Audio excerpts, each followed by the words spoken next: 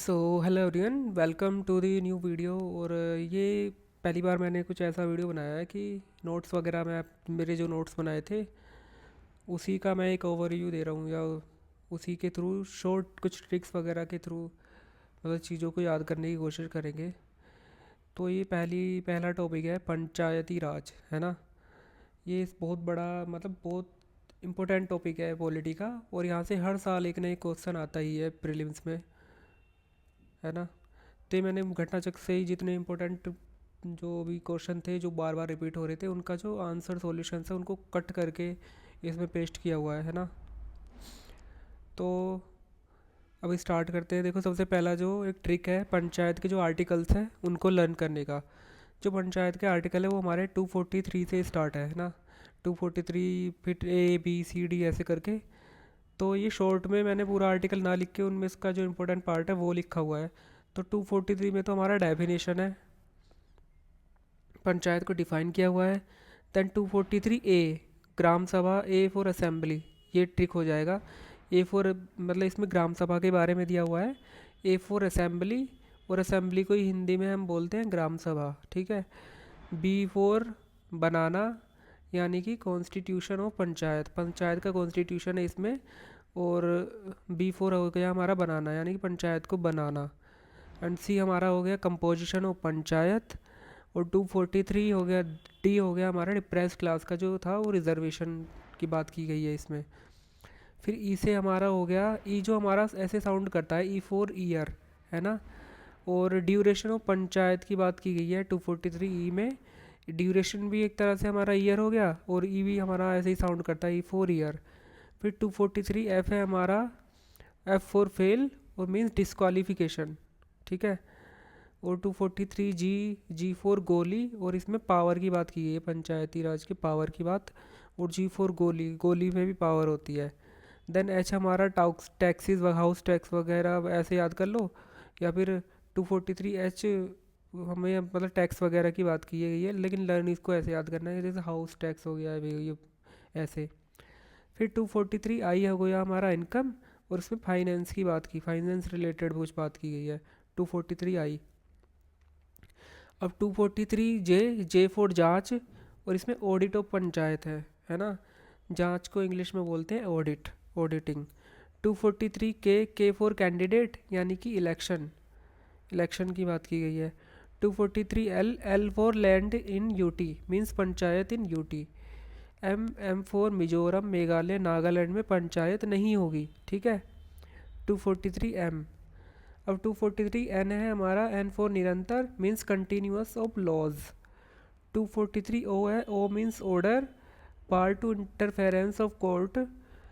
मतलब वही कोर्ट में ही ज़्यादातर ऑर्डर ऑर्डर करते हैं वो चीफ जस्टिस। और ओ मीन्स ऑर्डर, और बार टू इंटरफेरेंस ऑफ कोर्ट, यानी कोर्ट का इंटरफेरेंस, ठीक है। 243 ओ। ऐसे तो इसके आर्टिकल्स याद हो गए।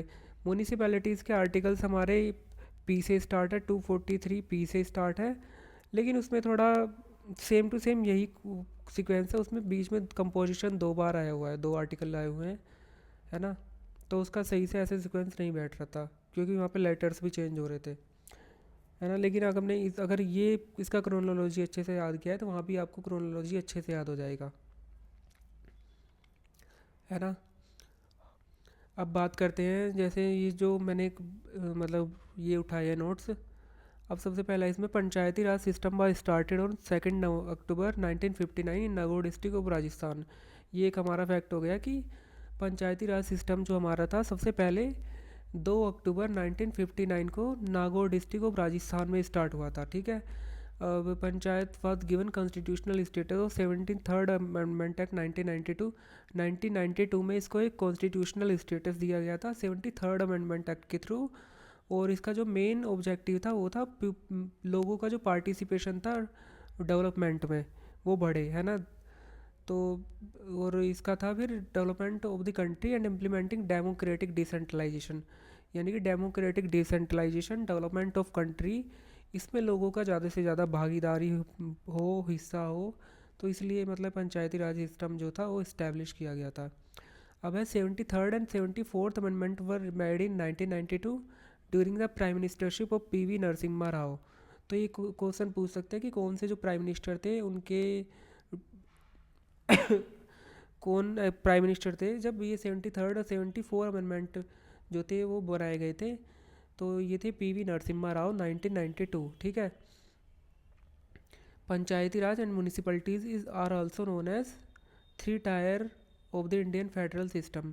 तो इंडियन फेडरल सिस्टम की थ्री टायर को मतलब किसको कहा जाता है, तो पंचायती राज और म्यूनिसिपैलिटीज़ को कहा जाता है। ये भी क्वेश्चन बन सकता है। अब है there is a total of 29 items in 11th schedule of the constitution of India. 11th schedule was added in the Indian constitution by the 73rd constitutional amendment act 1992। तो जब 73rd कॉन्स्टिट्यूशनल अमेंडमेंट 1992 से पंचायती राज establish हुआ था, तो उसी में 11th schedule हमारा पंचायत के लिए बनाया गया था जिसमें 29 आइटम्स हैं। यानी कि 73rd constitutional amendment 1992, 11th schedule और 29 आइटम्स, इसको ऐसे करके याद कर लो। अकॉर्डिंग टू 243C का first of the Indian constitution, the legislature of a state may by make laws provision to the composition of panchayat. यानी कि जो पंचायती राज से के जो लॉज है उसमें जो प्रोविज़न बना कर सकता है वो स्टेट का लेजिस्लेचर ही कर सकता है। सेंट्रल मतलब उसमें कोई हिस्सा नहीं होता है, कोई पार्टिसिपेशन नहीं होता है। स्टेट का लेजिस्लेचर ही मतलब लॉज बना सकता है पंचायती राज से रिलेटेड, है ना। इस 243C में कंपोजिशन ऑफ पंचायत की बात की गई थी और इसी के सब क्लोजेज होते मतलब हर आर्टिकल के सब क्लोजेज होते हैं, लेकिन हम इतना डीप में नहीं पढ़ सकते हैं। तो जो PYQs में रिपीटेड है उन्हीं को हम मतलब ज़्यादा ध्यान दें तो ये बेटर होता है। अब जैसे 243 आई हमारा इनकम से रिलेटेड था। 243 आई हमारा इनकम यानी फाइनेंस से related.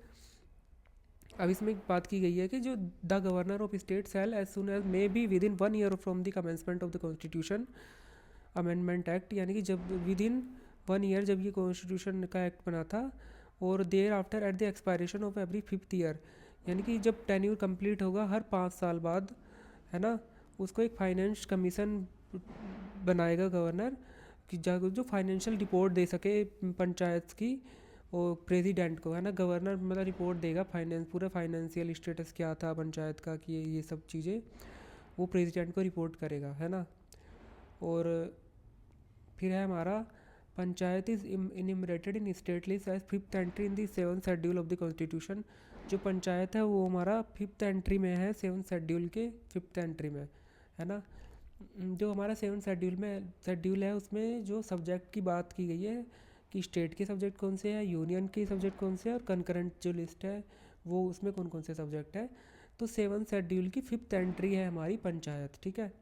It is subject of state government and the state government has the power to constitute it and conduct its elections. ठीक है।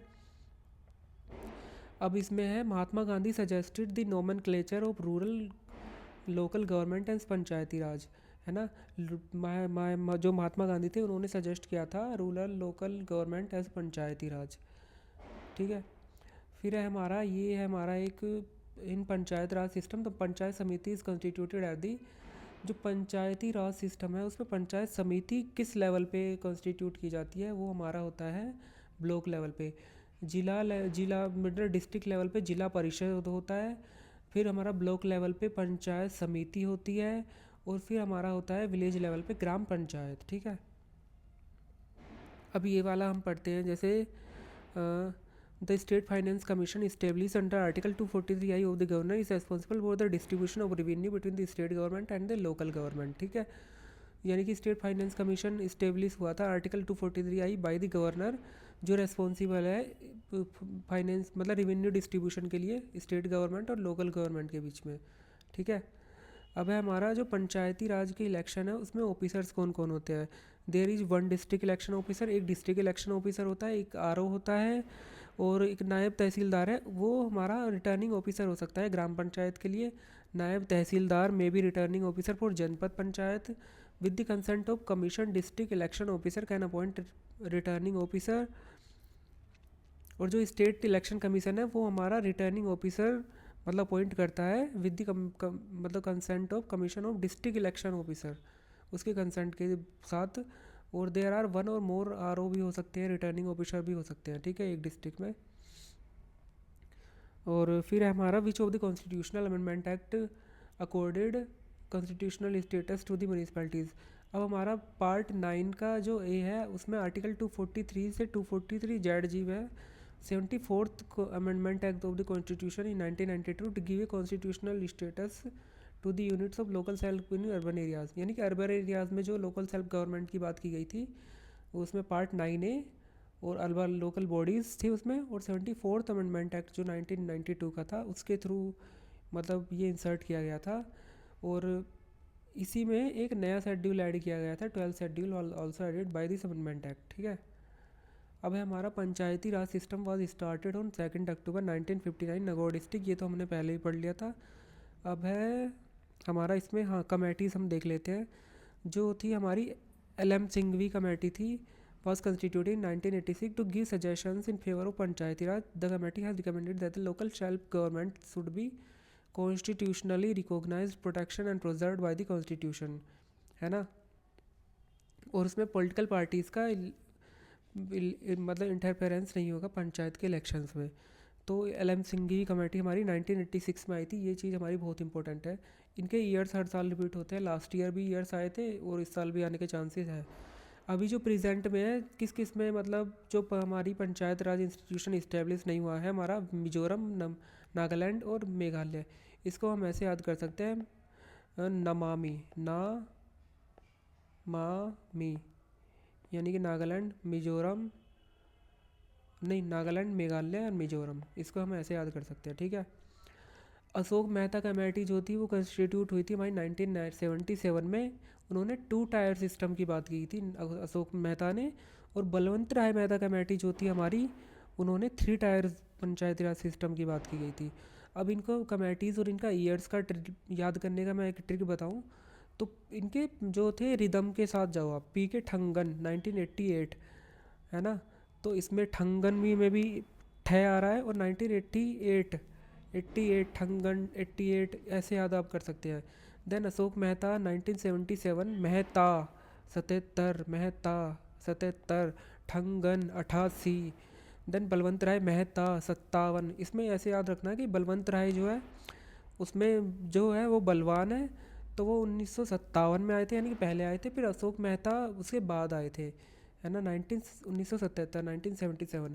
फिर LN सिंघवी आप ऐसे याद कर सकते हैं, सिंघवी 86 सिंघवी 86 ऐसे करके, है ना। एट दी एंड कोई भी ट्रिक वगैरह आप लगाइए जिससे चीज़ों को याद हो, मतलब जिससे चीज़ें जल्दी याद हो। फिर कुछ कमेटीज़ और हमारी और थी, जैसे GVK राव, है ना। LM सिंघवी हमारी 1986 में आई थी, उससे पहले GVK राव कमेटी आई थी 1985 में। और इन्होंने जिला परिषद पे ज़्यादा फोकस किया था, डिस्ट्रिक्ट लेवल पे, और डेमोक्रेटिक डिसेंट्रलाइजेशन पे इन्होंने ज़्यादा फोकस किया था। और इन्होंने एक पोस्ट भी क्रिएट की थी डिस्ट्रिक्ट डेवलपमेंट कमिश्नर की, है ना। और इस कमेटी की जो रिपोर्ट थी वो 1986 में आई थी। 1986 में सिंघवी कमेटी आई थी, और लेकिन GVK राव कमेटी की जो रिपोर्ट थी वो 1986 में आई थी। फिर दंते वाला कमेटी आई थी हमारी 1978 में। दंते 78 दुनते 78 ऐसे याद आप कर लीजिए। ये इसने ब्लॉक लेवल प्लानिंग की बात की थी। फिर हनुमंत राव कमेटी आई थी 1984 में, है ना। इसको ऐसी इसकी कोई ट्रिक नहीं है, इसको ऐसे याद करना पड़ेगा हमें, हनुमंता राव 1984। फिर गढ़गिल कमेटी आई थी हमारी जिन्होंने policy and programmes of Panchayati Raj system की बात की गई थी 1988 में, है ना, 1988। जो ठंगन कमेटी थी वो भी हमारी 1988 में आई थी। गढ़गिल कमेटी भी हमारी 1988 में आई है। और फिर जो हमारी सिंघवी कमेटी है वो 1986 में आई है। फिर GVK राव की जो रिपोर्ट आई थी वो 1986 में, लेकिन जो कमेटी इस्टेब्लिश हुई थी वो 1985 में हुई थी, है ना। फिर हमारा एक पैसा एक्ट आया था, एक्सटेंशन एक्ट था 1996 में, यानी कि शेड्यूल एरियाज़ में जो पंचायती राज सिस्टम थी उसको एक्सटेंड करने की बात की गई थी। उसमें कुछ जो एक्ट से कुछ एक्ट में मॉडिफिकेशन करके मतलब कुछ एरियाज़ में पंचायती राज सिस्टम इस्टेब्लिश किया गया था। लेकिन जिन जो एरिया जो साइड मतलब जो एरिया है जहाँ पे पंचायती राज इस्टेब्लिश नहीं है वो है हमारा नमामि, यानी कि नागालैंड और मिजोरम। एंड देन वो है हमारा हाँ नागालैंड, मिजोरम और हमारा है मेघालय, है ना। नागालैंड, मिजोरम और मेघालय, नमामि ऐसे याद कर सकते हैं। तो ये था हमारा पूरा पंचायती राज सिस्टम, और इसी में से क्वेश्चन फंस जाएगा, अगर आना होगा तो इसी में से आ जाएगा। ईयर्स पूछ लेंगे, या कोई आर्टिकल ऐसा पूछ लेंगे मैच करने के लिए, या फिर वो पूछ लेंगे कि मतलब कि कौन से लेवल पे कौन सा मतलब वो सिस्टम होता है। जैसे डिस्ट्रिक्ट लेवल पे जिला परिषद होता है, ब्लॉक लेवल पर पंचायती समिति होता है, विलेज लेवल पे ग्राम पंचायत होता है ना। ऐसे ही म्यूनिसिपैलिटीज़ का भी होता है, अर्बन बॉडीज़ का भी होता है ना। तो वो आप पढ़ लेना। लेकिन ये जो पंचायती राज सिस्टम है, और यहाँ से जो PYQs फंसे थे, ये पूरा इस वीडियो में मतलब कवर कर दिया मैंने, है ना। बाकी देखो इसमें मतलब कुछ मिस्टेक्स भी हो सकती है कि पहली बार कुछ ऐसा वीडियो बनाया मैंने, है ना। तो उसके लिए पहले से ही सॉरी। और देखो अगर आपको मतलब और भी कुछ मैंने नोट्स वगैरह बनाए थे, अगर आपको ऐसे ही कुछ वीडियोस वगैरह चाहिए, नोट्स वगैरह चाहिए, तो आप मतलब कमेंट कर सकते हैं इसमें। बाकी यही था, ये सफिशेंट था। 73rd 74th अमेंडमेंट एक्ट 1992, है ना।